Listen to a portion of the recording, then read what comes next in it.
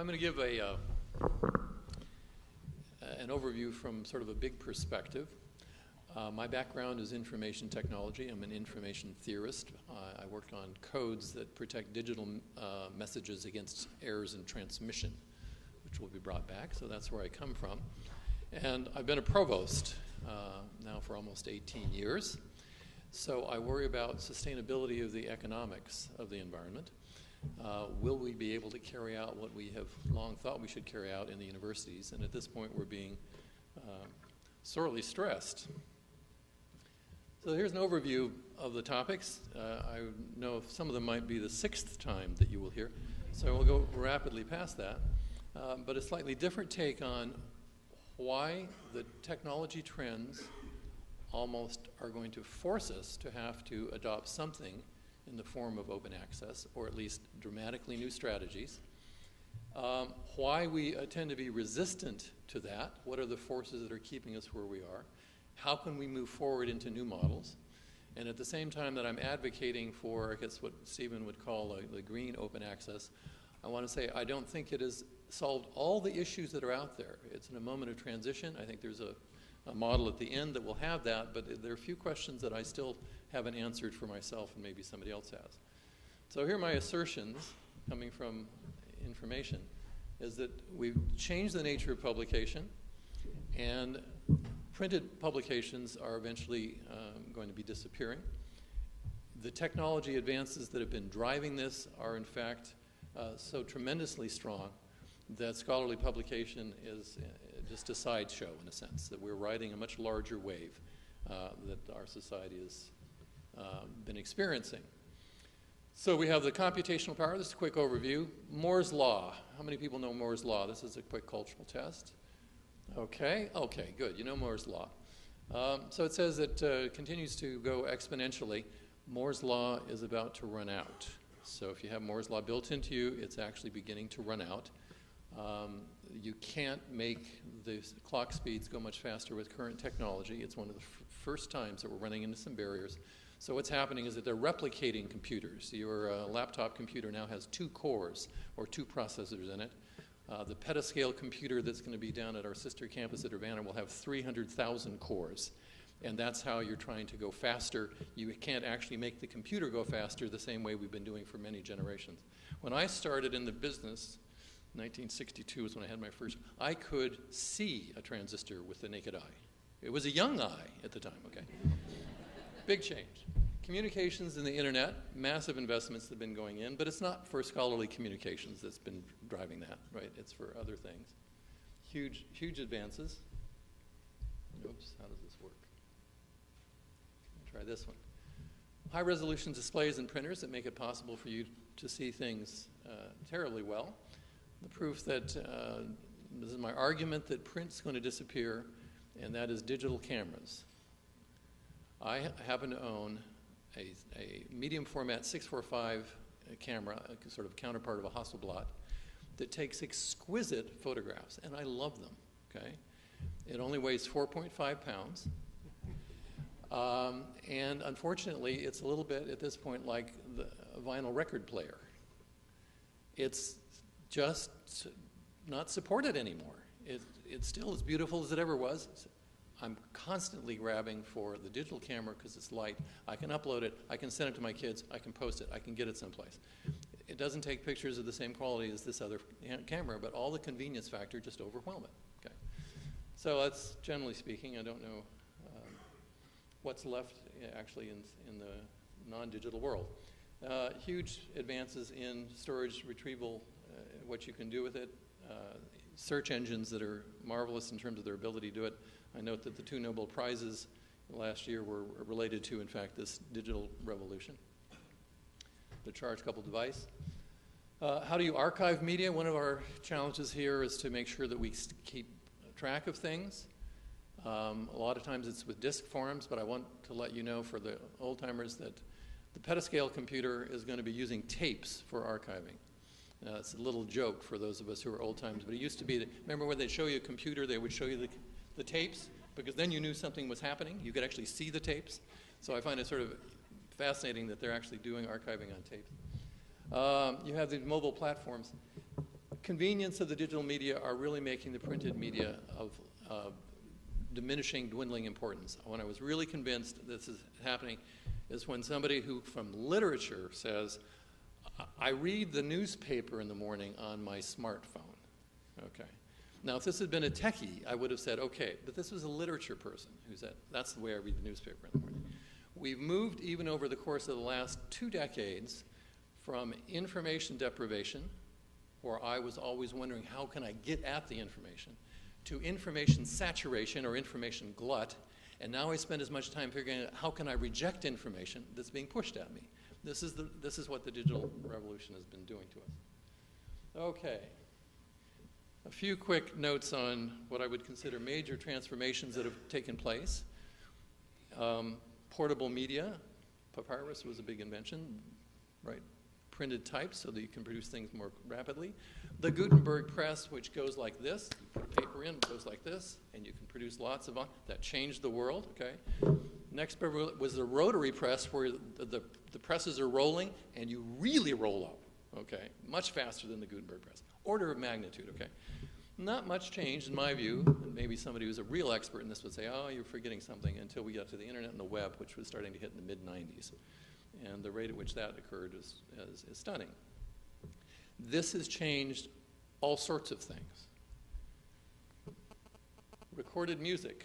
Those of you who are librarians know about the Recording Industry Association of America and its attempts to stop what's been happening. But the progression from vinyl to CD to peer-to-peer, and now at least, hopefully, iTunes is working along. You can't find vinyl anymore unless you go to very special places. Photography, I've already mentioned that.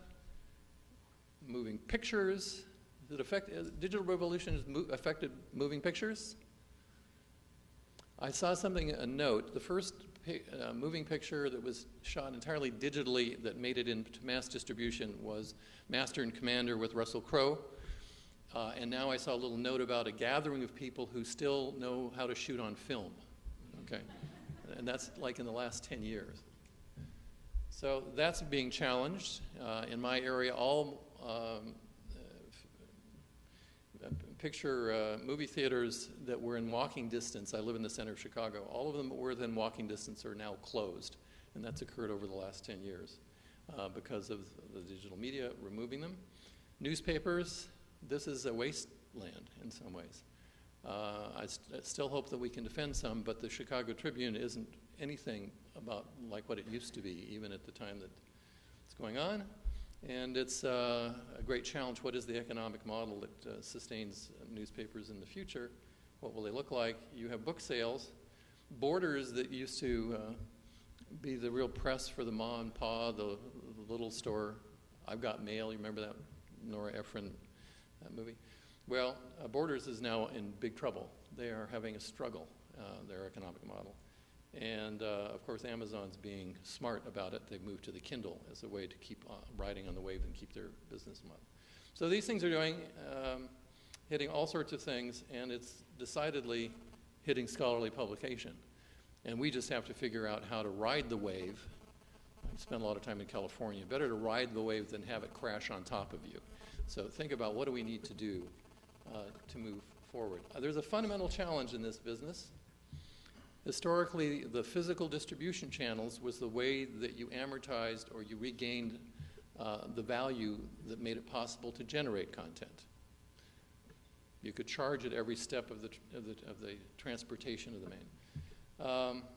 But now, how do you actually come up with the money to generate content if you can make perfect digital copies for free? And I know when I say perfect digital copies, this is a plug for my field.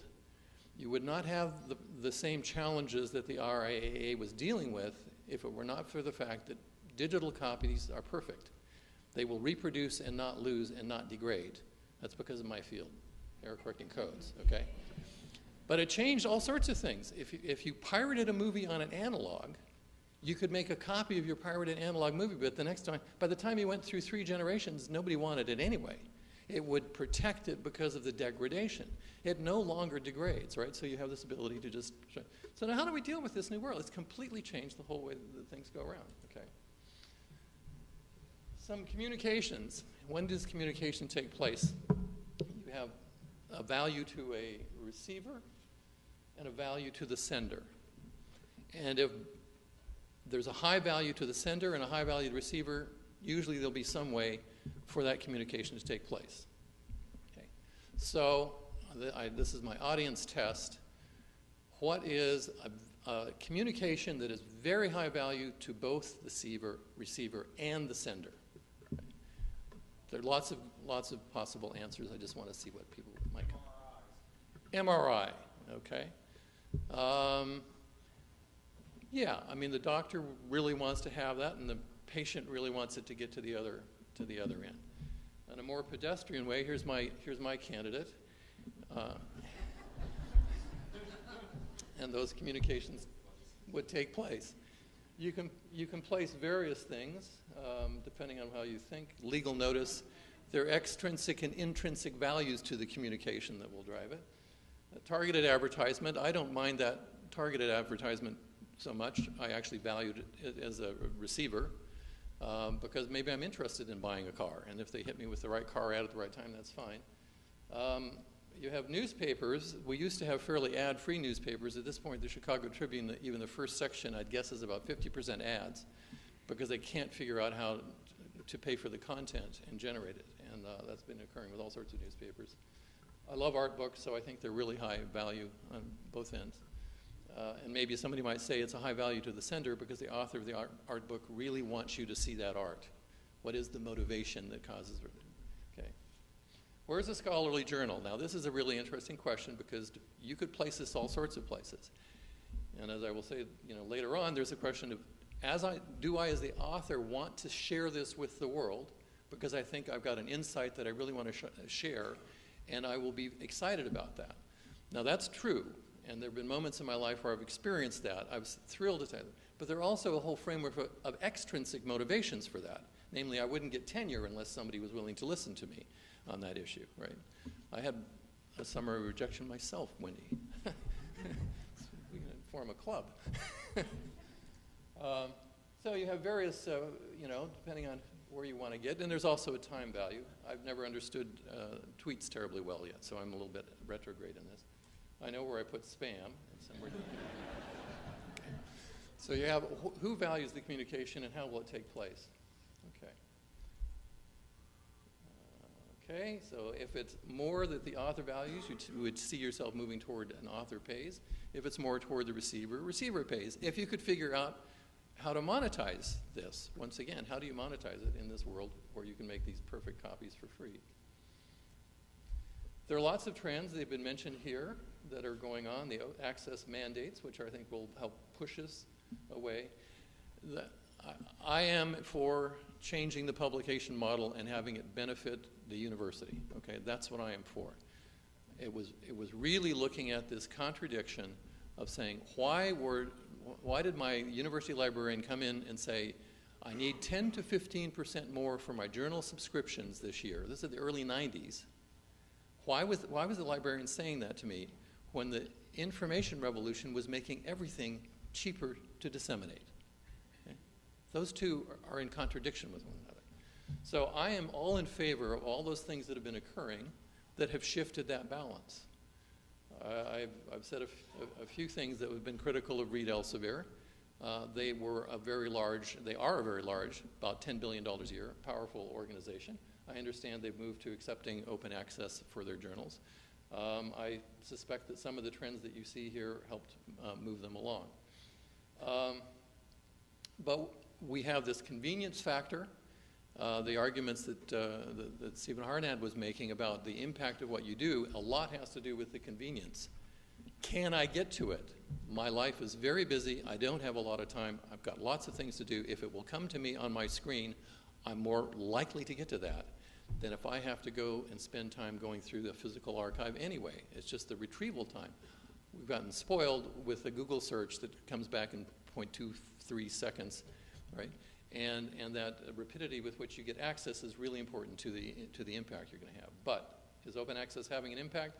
I asked Mary Case, our librarian, see, does anybody have estimates? And says, well, it's 2 to 4% of total articles. We have established habits that are hard to change because of the way our system works. I can do a whole analysis of this for you. But if you are in an environment, you're coming up as an assistant professor, you may believe you want to publish everything. You want to get everything out. You like to share it with the world. But if a publisher is going to reject you, and if in particular a publisher that demands you sign over copyright, you might hesitate. Okay? You have to face that moment of truth. Do I believe in dissemination so much that I'm willing to turn down acceptance in nature or science, or so, you name them in science, okay? And the answer should be, for an assistant professor, no. Don't try to force them to turn it down, because you don't want them to not get tenure.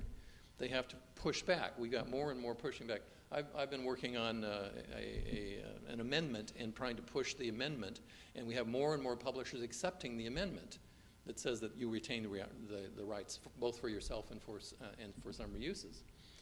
But we have a whole tenure process that's built on that. High stature journal, you have to get published in the journal. If you don't get in that journal, we will look down on your case. And we got to build a new system that will do some of the same things. The open access is one wave that could change that, but it's a whole system that has to be changed. The established journals maintain their value because they have historically said, we need the copyright so we can retrieve the cost, the point that was being made here. There are costs to publication. And how are those going to be covered? They market and promote their journals. And even some of the new journals, I think, are viewed skeptically, in part almost paradoxically, I think, because they can be put up at this point quickly. But you have to establish the credibility of the review process and the stature of that journal, and that takes a lot of time. Okay?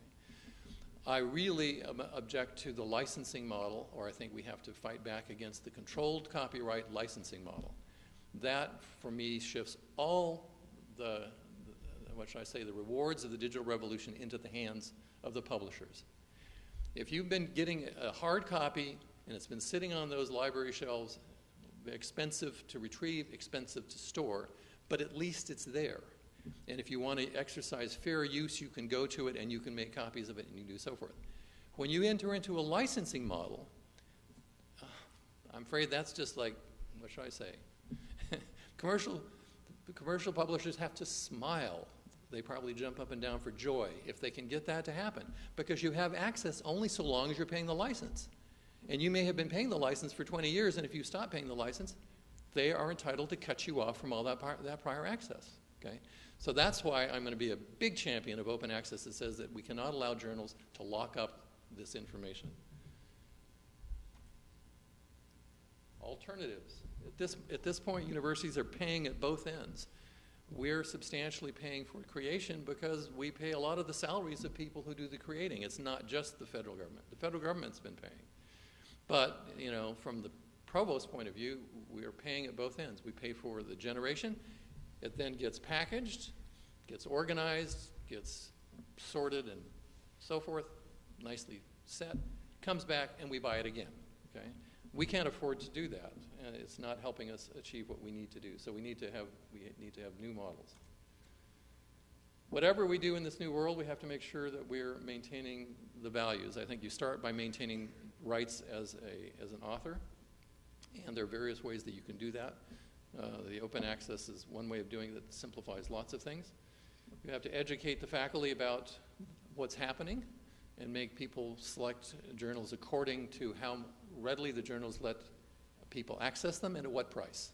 There are very expensive journals and there are journals that are lower cost. And if we get people aware of this fact and actually mattering to them, they will shift where they go. We have to support high credibility journals. Maintain the quality of the journals, make sure that we're not being contaminated by political commercial influences, as we've always tried to do. We need to know how they're going to be hosted in a systematic way, your own individual repository. Given all that technology, it's not that hard to have it sitting in your own repository. Given all the search engine, it's not that hard for it to be found. Okay? So you have all these issues, but we can do it. Long-term preservation is a more interesting issue because I don't have the answer for how that will really happen, because I have lived through so many generations of transfer. I keep saying, I hope somebody's paying attention. I have some things on some little discs, those little discs, And I didn't convert them before they got into the next format, and so they're pretty much gone. I mean, I'd have to go to a specialty place to get them. Well, you do have to pay attention to what you're going to archive, and you can't archive everything. So for those out there, if I'm an author, should I give away my work? Well, in some ways you may want to give away your work. Maybe that's why you're doing your work, is to make sure that the world has access to it. If you're in the academic business, you want to be recognized for it, but it's actually you'd like to share it. If you're a creative artist, the answer might be that you don't want to give it away, because in fact you've got to be able to have some copyright protection for your own material. That's how you're going to make your livelihood. My daughter's a member of the Science Fiction Writers of America, and I wonder what the world was going to look like by the time she's trying to sell her creative writing. You're not putting things in the public domain by putting them in an open access journal. You're formally protected. Will open access journals be recognized? That depends on the quality of the peer review process and the stature of the journal as it's been built up over time. And we can do that if we set out to do that. Another one, the scholarly society, will it operate without the revenues from subscriptions? In the early going, I gather there's been some significant shift, but in the early going, I felt that the commercial publishers were using the scholarly professional societies as a form of hostage in the growing revolution. There's an old film called The Train about the Nazis trying to take art out of France and move it into Nazi Germany in the end of the war. And they were worried about the sabotage, someone stopping the locomotive. So they took townspeople and put them all around the front of the locomotive and said, if you try stopping our train, you're going to hurt these townspeople. And that's the kind of image that comes to my mind when I've seen the way that the scholarly societies, which are comparatively small, the whole activity base is small. The numbers of the readership sometimes is small. But they leapt to the side of resisting open access or resisting this movement, and the commercial publishers were just pleased to have that happen. I think there are other ways that we can sustain those, including universities paying for membership in society so that the membership for a faculty member is part of what we pay for. And then the society has to live off its membership, not off of making its money off of selling the scholarly content. There are different ways of doing it. Will it be supportable? I still have these challenges. Who ultimately is going to be generating content? Is it going to be a starving artist, a starving novelist, who's doing it because they believe that it's so good that they're going to continue to do it? No, there's got to be some viable economic base for that. I think open access, when it's the federal government, I'm 100% with this position that if the U.S. taxpayers are paying for this research, that it should be accessible by those taxpayers. We really need to persuade the public of the value of what we're doing, and one of the ways we can do that, as David was mentioning, is making the products of our research meaningful for the broad population. So it's really important to do that. But when you think about the big picture again, you have something that came up in the issues of cryptography and security. We are making it available to the world, not just to the U.S. taxpayers. And I could foresee a day when you might find some tensions in Congress around whether or not that model is a sustainable model anyway. I still don't have an answer to the question, how do we sustain the generation of high-quality content when you have this world where you can replicate almost for free and perfectly? Thank you very much.